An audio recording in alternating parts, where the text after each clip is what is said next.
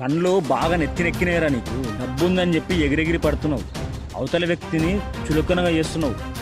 నా దగ్గర డబ్బు లేకపోవచ్చు కానీ నీకన్నా గొప్ప మనసు ఉంది, గొప్ప మంచితనం ఉంది.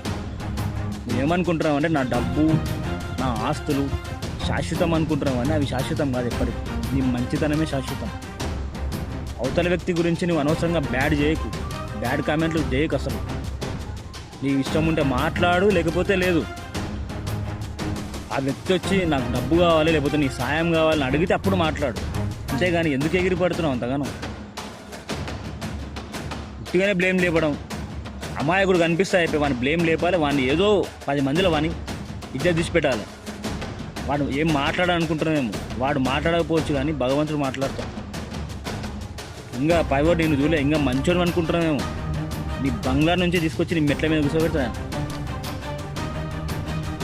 నీవు ఫస్ట్ ఎట్లా బతుకుతున్నావు అంతకన్నా ఇంకా దారుణమైన బతకాల్సి వస్తుంది. నువ్వు దొంగవని తెలియదు, ఇంకా మంచోని అనుకుంటున్నాడు, అదే పద్ధతిగా ఉన్నాడు దేవుడు. మురిసిపోవద్దు, మురువకు.